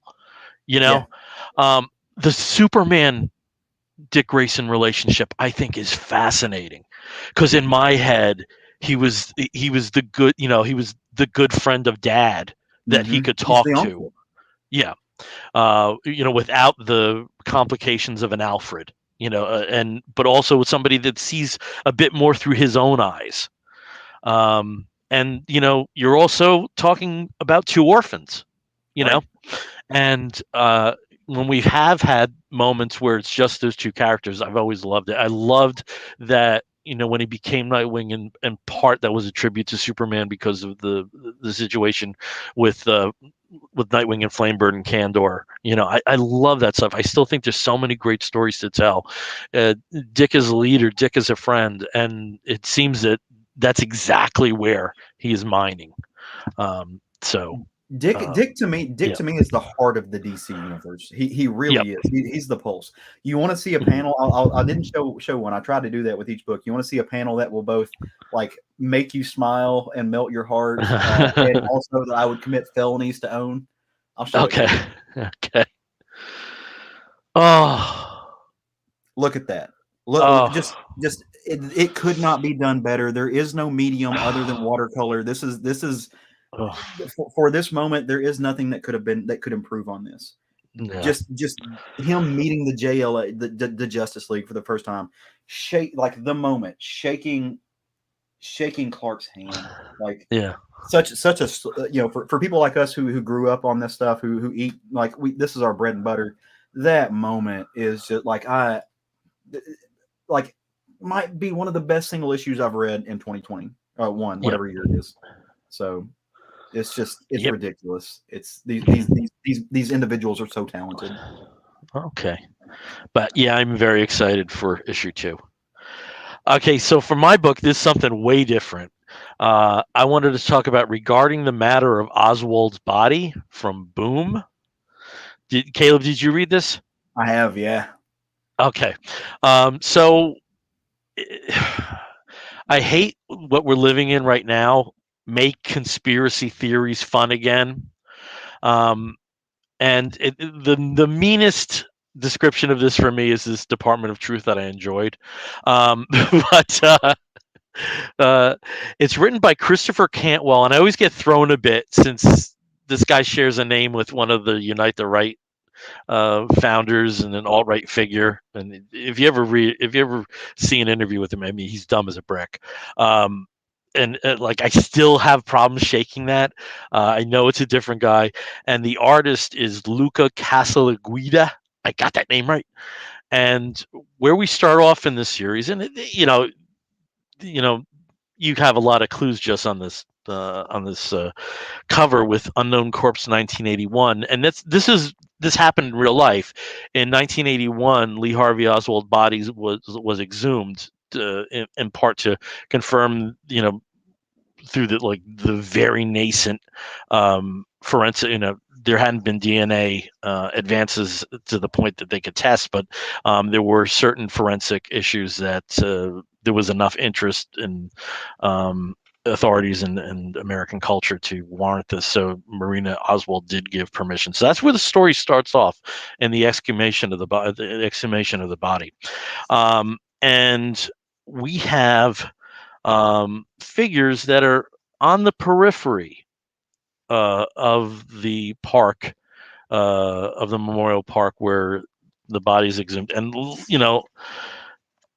ugly is beautiful. If I can just throw you this is the first image you actually see of Oswald's body in its tomb. And David Finch does pretty good ugly is beauty, but this guy Luca is, he's shaking hands with that. And what follows is we move back in time to early November before the assassination, and there is this figure who is gathering people who are effectively losers together. You have a cowboy who knocks off banks, but at the most inopportune time, when two of the three cashiers are out to lunch. So there's only one, and there's only something like $85 in the bank at that time. You have a Hispanic Buddy Holly wannabe who is great at rigging cars and great as a mechanic. You have a person who's clearly gay, who is very interested in becoming an FBI agent or a CIA operative, but he doesn't have the college background, and he's clearly queer, and that's also an impediment. You also have somebody who's been involved in the civil rights movement and is an agitator, but in her background, you also find out that she is a master forger. So these are four losers that are all great at one thing that they're not necessarily being recognized for. In the case of the cowboy, he does these stupid robberies, but no one's caught him for 4 years. So this gentleman of some kind of organization, he's only identified himself as Frank, as in Frank Conversation. That was a little bit of a dip in the dialogue there, I have to say, there, Mr. Cantwell. So he's gathering these people together, and what's the purpose of this? It turns out that they need to find somebody who looks like Lee Harvey Oswald. And again, this is 2.5 weeks before the assassination. By the last page, I was gripped, and this was the conspiracy theory book I needed at this time. With how much the QAnon is soured the genuine fun I think people have sometimes in exploring conspiracy theories. This was what I needed right now. So, Caleb, since you read this, can I just get some of your take on this? So I thought it was excellent. I actually enjoyed this. There was another book I had read, a graphic novel that I read not too long ago that was similar in tone, and it was actually it was the book "Did You Hear What Eddie Gain Done?" So kind of that same thing, like looks at the peripheral of people around this horrific event and really talks about them. I thought this was a lot of fun though, and I mean, at the end of the day, the conceit is getting the team together, right? And I love that conceit. And so I had a blast with it. Again, it kind of what you're saying. It really did feel like that old school, like let's play with conspiracy theories again. like let's remember what they were and remember how fun they were. They could be, and all the machinations and stuff that really goes, like the really novel idea of them, where it's not reality. So I thought it was great. It was weird timing, especially considering, like, well, I mean, you said it, the QAnon cult crowd and their obsession with Dallas right now, where they are convinced that, who is it, JFK Jr. and JFK. Yeah. One of them is coming. Like they're going to come back and like run for president.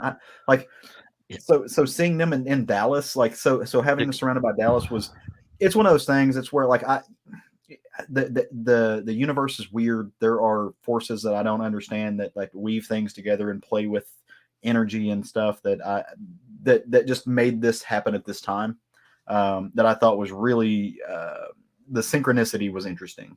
But no, I think this is a lot of fun. This is getting put on my pull list. It was not at first. I grabbed it just off the shelf because the cover kind of caught me. I was like, oh, this is weird and neat. Let me see what this is. And yeah, I'm locked in for the whole thing. And Bryan, just to tie into something that I know you've gotten very used to with Jonathan Hickman and the graphs and the charts, we have the 1963 version of that. Yeah. With reactions and people there, so it's present there too, and also interesting. Infographic, that's awesome. Yeah. And also in terms of that, it's also very Hickman in that it frames the story, as well. So some correlation there. And again, that is from Boom Studios, and I don't know anything that this Luca Casaguida did prior to this. I don't know if that name's familiar to anybody, but very, very nice stuff. So now we're kind of against the wall in terms of time. I think we can do a second book, but we got to do them really quick. So almost like a nugget of the book. So if you can go, Steve, start with you and just say, just the basics of another book that you read that you enjoyed. Absolutely. I'm going to cut into my time by pulling up some of these comments here because we've had a lot of them. John Runyon joined us. Merry Christmas, Bears. So, hey, John. Great to see you. And Adam Anderson actually mentioned, going back to early Hickman talk, Fantastic Four is main book he collects, so that's definitely good. And then also James Figueredo, of course, replied for Caleb's book. Dustin Wayne is so good, my God. And Adam Anderson has also been reading Oswald's Body. Has been a crazy good book. So yes, definitely agree with all of that. Yeah. That one really did not hit, and I have to at this point because now I'm in a mood. And we also I was going to say I replied to James, but with different platforms, so I don't know if he saw it or not. But yeah, absolutely, and also I heart you, James. So pre-James, the two of them together are magical. So that is definitely the truth. Wen and Lemire. So my quick book, The Crimson Cage. The Crimson Cage. This is a wrestling book that's also inspired by Macbeth. So John Lees is the writer on this. He's a Scottish writer, and Alex McCormick and Ashley McCormick do the art and colors, respectively. Basically, it is a retelling of Macbeth, but taking place in 1984 Louisiana small regional wrestling promotion. Where the lead character is basically he's a big wrestling hero for the local promotion. His wife is also kind of an up and coming character, and the big world champion comes to town, and meanwhile he ends up getting a prophecy by some strange swamp witches, because of course it's Louisiana, who tell him that it's his time to be the champion, but sometimes you got to take it. Full retelling of Macbeth, but with full kayfabe on display. Very, very wrestling-centric for the 80s. It's perfect. Also, lots of fairy chess. Anyway, I really recommend it. AWA putting it out, Crimson Cage. Check it out if you love wrestling and or Shakespeare. Okay, Bryan, how about you? So I read and I've been keeping up with Superman and the Authority, which is Grant Morrison's alleged swan song with Mikhail Janin and Travis Foreman? Mm-hmm. Travel Foreman. Travel Foreman. Travel Foreman. What a great name. I love it. I'm a little confused by it. And that's absolutely standard with Morrison. But what I really appreciate is the fact that he got to tell a Superman story that is in a different era of Superman's life, that isn't the ones that he has been able to talk to before.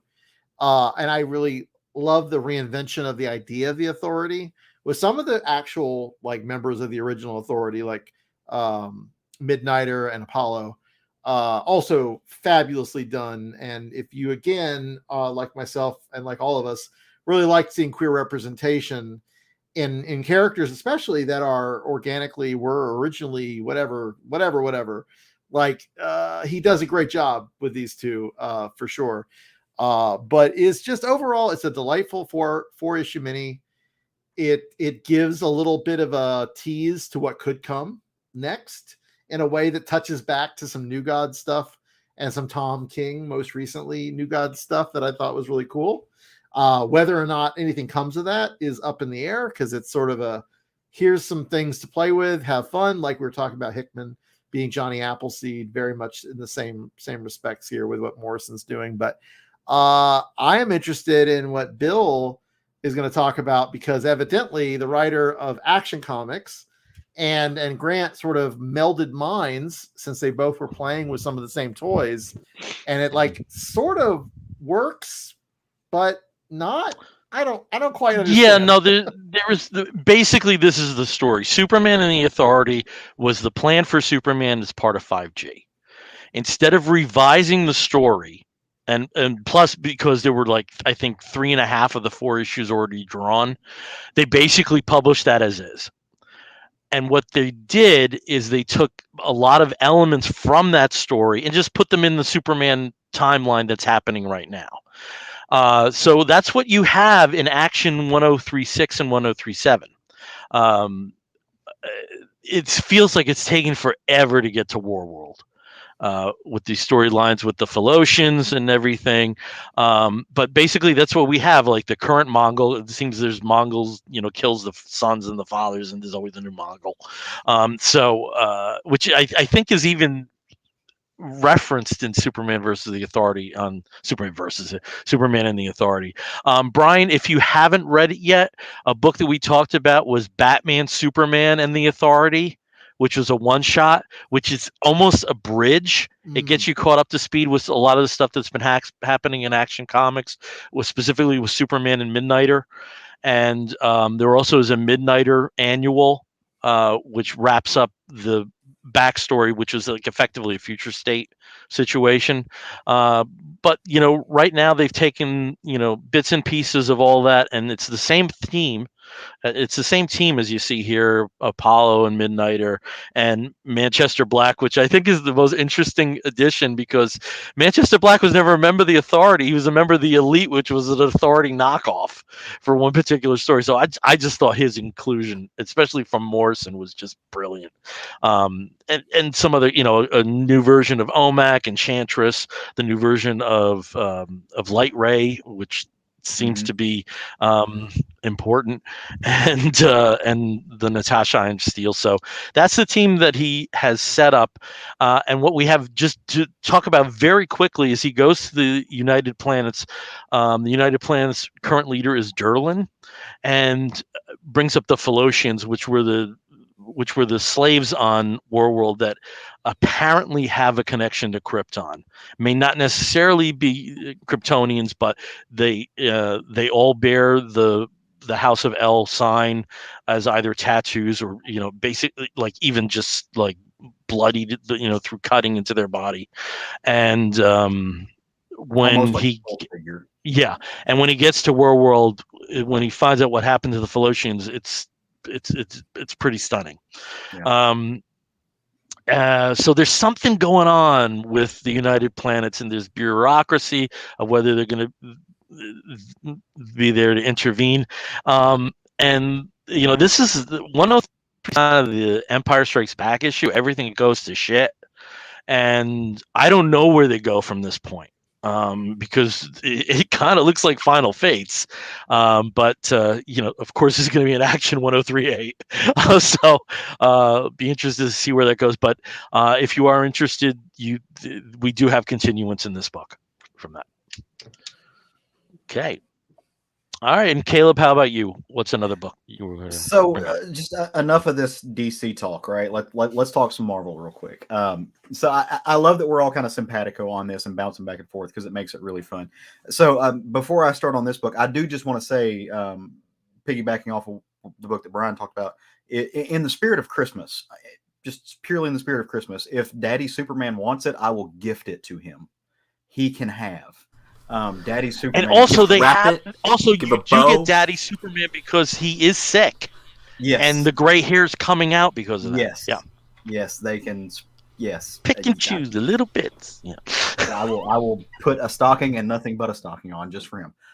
He is adorable. So, but anyway, like I said, back over to Marvel. I'm going to talk about this book because I promised Adam Anderson in the chat that to hang out because his favorite book is the one he collects most is Fantastic Four. And there's a book right now that features a member of the Fantastic Four that is amazing, and you should pick it up and read it. And it's a miniseries. It's The Thing. And I have a variant cover of number 2 drawn by Eastman. So, pretty cool stuff. If you read the first issue, again, I'm apparently talking about second issues today. Alicia has left Ben, right? Sadness. It's bad. So he gets on a dating app and is trying to find everybody. Of course, he's got body issues and stuff like that. And so he finds this one lovely lady who he's going to go out on a date with, and something goes wrong. They're attacked by this weird, strange looking villain with tires on his arm. And he's going to punch his way through, and he kidnaps the date. And takes her to a subterranean city, fort, something that apparently is beneath the Isle of Manhattan that was built down there by by what would constitute millionaires in the 20s or so. They built up this entire city as kind of a wasteland bunker, but it has been inhabited and overtaken by people who are outcasts of society who have set up their own society down here deep beneath the bowels of the city. So the Thing is, he's kind of like, well, my date got kidnapped. I probably should do something about this. Crawls down in the sewer, but meets a young boy while he's on his way down, who seems to know a little too much about how things work with everything. Like this kid just happens to know who everybody is and what everybody's going. And Ben's like, dude, why aren't you in school? But the kid's like, I got better stuff to do. And carries around a cloth with him that he can throw at Ben that turns into a magic gauntlet somehow. There's more to this kid than meets the eye. Just in the spirit of brevity, of course, what you might expect is Ben saves the day. He is able to rescue his date from this guy. And of course, this guy has a whole backstory of why he turned out the way he did. It's excellent. Part of why this book is excellent is because of the writer, who is a person that but you don't know from comics, and that is the one, the only, the great Walter Mosley. I am a huge fan of Walter Mosley from detective fiction. If you've ever read or /watched Devil in a Blue Dress, phenomenal book. He is aces. It is drawn by Tom Riley, who I love seeing this book. Tom Riley is a wonderful artist. I've followed him for a long time. Almost has a Samney vibe to him. Actually had a book come out a couple years ago that was going to be a giant hit. The writer got Me Too, deservingly so, that put a damper on the whole book.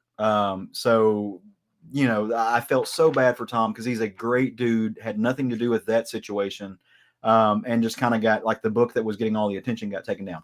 So great to see him being linked up with Walter Mosley in what is just a purely really fun, continuity doesn't matter, action-packed, no holds barred, rough and tumble story where Ben Grimm is being a detective and trying to figure out where everything comes from. Revolving around this woman and with some of the powers that the guy has in this underground city, which by the end of the story he can't leave. So kudos to this entire team. Again, I'll show a little bit of the art because it needs to be seen. And sorry for the weird angles and the floppy of all that, but really great work by Tom and Jordi Belair doing the colors. You can't go wrong. So stunning team. So go check out The Thing. If you're a Fantastic Four fan, this book is going to make you happy. Okay, great. I decided with that book I was just going to wait for a collection. Yeah. But it seems like with Fantastic Four, I'm mostly getting the things like Life Story, and I'm not getting the main series because I don't know. Like if Dan Slott was writing the Fantastic Four that was in the Spider-Man and Human Torch miniseries that he did, like that I'd be getting. Yeah. I hate that I lost interest in because Slott is one of my favorite writers. No shade against Dan Slott because I know he is your favorite writer. He's a very talented person. I think Marvel made the wrong choice. They should have given the Fantastic Four to Chip Zdarsky, who wrote the Marvel 2-in-1 story. He was on fire with that. He really understood those characters. I think they should have stuck with him. Instead, they gave him Daredevil, which he has done, by all accounts, a phenomenal job with. But I was actually going to talk about Devil's Reign. But I almost talked about the Justice League Last Ride. Give him that, since Bendis is leaving with 74, 75 unexpectedly, I hope it's Chip. I really do. Yeah. I hope this was the audition. Yeah. Now, and I would absolutely agree with you. But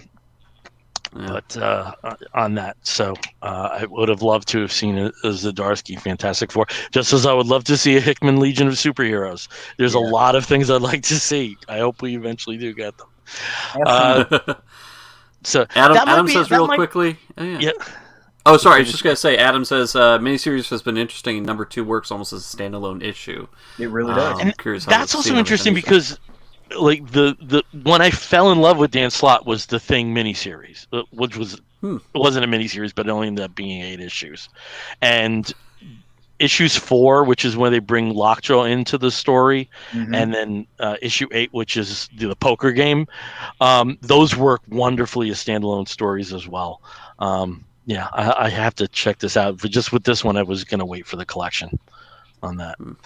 All right, so we've been with you for a while, so we're going to start wrapping this up. And when we wrap an episode of the Comic Book Bears podcast up, we do so with a segment we call the Woofs of the Week segment. In the bear community, I love that with the thing. In the bear community, if you find a fella attractive, you woof at him. We do something very similar here. We woof at a film or a TV program or a comic or a charitable initiative, anything under the sun that we think you, fair listener, or viewer may be interested in sampling. I'll start as I always do with Steve. Steve, what is your woof of the week? My woof of the week is The Witcher season 2 on Netflix. If you haven't watched season 1, go and watch that now. If you haven't played the games, if you haven't read the books, if you haven't read Witcher or haven't played Witcher number 3, Witcher 3 is amazing on every single console. It's on every console that you can find right now, or on PC, whatever. Just play it. It's like reading an entire, massive novel cycle. But the TV series does an amazing job of trying to condense all of these wonderful books and all the mythology from the games and everything together into a really enjoyable series. Henry Cavill, oh my god. Speaking of Superman being able to get anything as a present, give me Henry Cavill. And the actress who plays Yennefer is absolutely just one of my favorite people right now. She's just amazing. And this season we also have a lot more for Ciri to do. So, Witcher 2 or Witcher season 2, and Graham McTavish Graham McTavish also shirtless randomly for fun playing Dijkstra. Why not? And also other thing. There's a prequel series that's coming. The trailer just dropped for it. Michelle Yeoh as an elven swordswoman from 1,200 years before the timeline of the current Witcher series. So it's all coming. Witcher universe is good. Go check it out. It's wonderful and amazing. Okay, over to Bryan. Bryan, what is your woof of the week?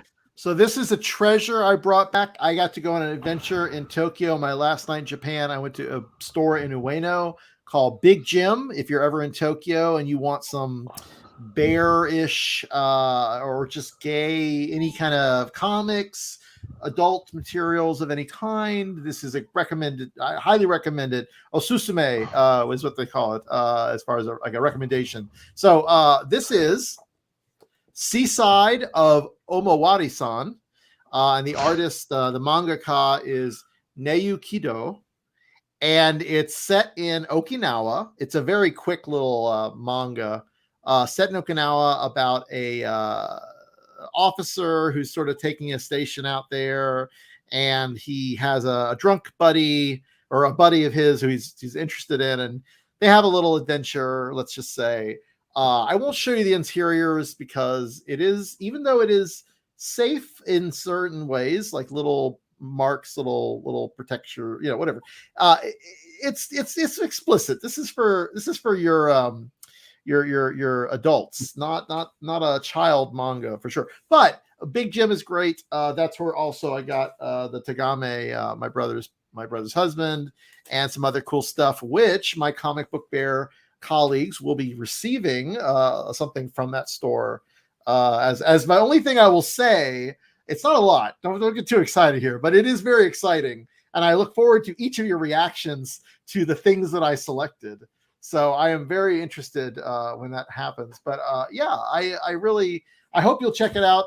The Neyukido, this actually is online. So if you don't want to, you're not in Tokyo, which no American is going out there unless they're there for work. I'll post a link to this in the chat. You can actually read the translated and explicit version on this website I found. So enjoy, but also go check out Big Jim if you're ever in the Tokyo area. Awesome. Thank you, Bryan. Over to Caleb. Caleb, what is your wolf of the week? All right, so I got 3, and I'll make them real quick. The first one goes to this guy right up above me, to Bryan. It's so good to hear your voice again. This is the first time that you and I have really gotten to talk since September. I've missed you, and this feels so nice and complete to have you back here. The second goes to my husband, who did some traveling pre-Christmas. He went down to New Orleans and got me this awesome shirt that says "Homo" in New Orleans. When he gave this to me, it took me a second to realize what it was, and I was like, "Oh, that's fantastic." And then to take a page out of Steve's book, my wolf of the week, the main thing goes out to a show that we just got through watching because I get to watch TV now that I'm on break, and it's called The Nevers. It's a TV series. It's kind of new. We watched it on HBO Max. It is phenomenal. Bryan, if you haven't seen this, you will love it. It's basically like Gaslamp X-Men. So essentially the gist of the story is in this Victorian era, mainly women, there are some men involved too, but mainly women have been affected by this otherworldly thing, that gives them powers, and that the powers manifest in different ways. They're essentially mutants, just like the X-Men, in a Victorian era setting. And they all have gathered at this home, like a school for gifted youngsters. It is incredibly cool because what's happening in here is there are these different political machinations. I don't like the name that they give these people because from being from the South, there are some kind of derogatory context. They call these people the Touched. But again, that's more colloquial. And they have powers and can do all kinds of cool things. There is a murderer that they are trying to hunt down and stop. At the same time, the bourgeoisie, the people at the top, are trying to stifle them, and there's some racism and bigotry happening, and some eugenics being talked about. Really great show. Like, there's different sides to everything. Excellent acting. The main character, Amalia True, is played by Laura Donnelly, who is fantastic. It is hands down one of the most wonderful things I've seen in a long time. And I think Steve has watched some of this too, if I'm not mistaken. So it's great. Go watch it if you haven't. Okay, awesome. My wolf of the week also goes out to a TV series. Over the past few days, I have fallen in love with Ghosts. Now, I'm not talking about the United States version, which I've started and I'm enjoying, but I'm talking about the British series that began in 2019. The conceits are very similar. There's some direct correlation with the United States narrative, but especially in a time where as good as shows like Fleabag are, there is a certain kind of anxiety that you get watching these shows, and to see a British comedy that plays a hell of a lot for laughs, but also has some genuinely touching moments with the backstories of the ghosts that inhabit Button House. Just been really, really enjoying it. I have one more episode of season 3 to watch, and I believe on the 24th, which I guess would be Friday, there is a Christmas special that's coming out with Jennifer Saunders as Lady Fanny's mother. The actress who plays Lady Fanny is only 41 years old.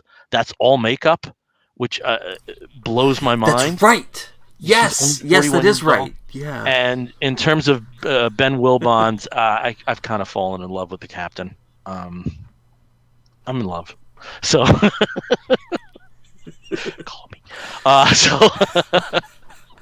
I do now. Steve and Bryan, I know you guys have watched this series. Is there a U.S. platform it's legally on, or yeah? Yes, I believe it's HBO on Max. Yes, HBO Max has all of it. Awesome. Okay, then I don't feel so bad about bringing the show up. So again, go think about that for a second. It was like, yeah, sure. I didn't watch it on HBO Max, so I'm very glad to hear that. And by this time next week, I should have been caught up on the U.S. series as well. So. I don't mind mainlining stuff once in a while. So this has been enjoyable. So thank you for joining us. Again, we are the Comic Book Bears podcast. You can find us on the Twitter and the Tumblr and the Instagram as Comic Book Bears. You can find us on the Facebook as Comic Book Bears Podcast. If you want to write to us, please do so by sending an email to comicbookbears@gmail.com. And if you want to listen to us, please do so by downloading us through Apple Podcasts. You can listen to us through Stitcher Radio and many of the other podcasting platforms. And if you are watching us through Facebook Live or have watched us in the past through Facebook Live, there were a lot of good choices you had tonight. LCD Sound System had their special tonight, and our good friends over at A Comic Book Look have their regular Wednesday show, I assume. So thank you for joining us during this time, and if you did double duty, we especially thank you on that. But it's been a pleasure having you along for the ride. If you are watching this after a time delay on YouTube, please subscribe to the channel and leave a positive comment. We're still desperately trying to improve our profile on that particular platform. And now for a bit of an announcement. We are going to be on a bit of a hiatus. So it'll probably be about 4 weeks before you have another episode, another live stream. There will be an audio episode available in the stream, but it will not be comic related. I'm reviving a podcast I attempted to do 5 years ago, and if you are curious about UK punk from the 70s, maybe tune in. So that will be available in the audio feed. But in terms of the Comic Book Bears podcast, we are taking about a 4-week break because of conflicts that exist through January. But it won't be too long. Maybe catch up on old episodes, or write to us, and we'll talk to you. We'll be talking to each other through this anyway, but in terms of actually having a live stream, we will not be able to do that for about 4 weeks. Well, and you can catch Bryan doing some of his lessons and stuff. He'll be popping up every once in a while in places. Do you know what I'm actually going to be doing now? I'm going to be starting a radio show, and I'll post some link to it when it's up live, but I started playing around with it. Anyway, so yes, there will be content. Of course, Southern Fried Geekery is still ongoing. Yep. Flame On is still ongoing. So all of these things, you can certainly fill your voids, if you will, Yes. But I'm excited. I know some of what the conflicts are, and they're really good conflicts. Yeah, They're they very are good. For those They're adventures. This is very not. Nobody's checking into a hospital or anything like that. It's all good. I'm taking a nap. That's what I'm doing. Taking a nap. Taking In a fact, 4-week nap, we you know, actually just had need to it. strong arm somebody into just accepting that there was going to be a 4-week break. So. Me. Again, thank you for joining us. We've almost put 2021 behind us. Fuck that guy. Let's hope it's 2022 and not 2022. Yeah, right. 2020. Yeah. So we've, it's been almost 2 years of this stuff, and I also have to say, Bryan, thank you so much for initiating, because it was really you that initiated the video live streams. I don't know if that would have happened without you playing around. So it's, since March of 2020, we've been on this particular ride, and it's definitely been rewarding having this component along with the audio. So thank you for doing that. And I have to say, today was like a bit of a rough day for me, going to the cemetery and laying the grave blankets, and just the whole process of over the last few weeks of getting the Christmas cards out, and realizing these are some people that are very close to me in my head, but I haven't seen them in ages. And we just I know I can speak for everybody. I think genetically all four of us were born to hug, and not having that outlet has been tough. And let's hope that there's light at the end of the tunnel. That at least we can see the glimpse of it within a few months. So I love you guys. I love talking to you guys. I know the group chat's not going to end just because somebody goes on a plane on vacation to a beautiful destination. It's only a 5-hour time difference. Yeah. For some of us, it's even less. Yeah. Exactly. Yes. So until next time, I'm Bill Zanowitz. I'm Bryan. I'm Steve Morey. Oh. That's right, because he hasn't been here, so I've been after Bill. Steve, so, okay, who let's has do it again. Let's do seniority? it again. Who has seniority? Let's do it again. Let's do it again. Tiki. No. The Tiki. No. All right. Do it again. Until next time, I'm Bill Zanowitz. I'm Bryan Pittard. I'm Steve Morey. And I'm Caleb Alexander McKenzie, wrapping up the tail end. You're going to hear a wolf and an explosion. We'll be back real soon. We'll be back next year. Take care, everyone. Bye, everybody.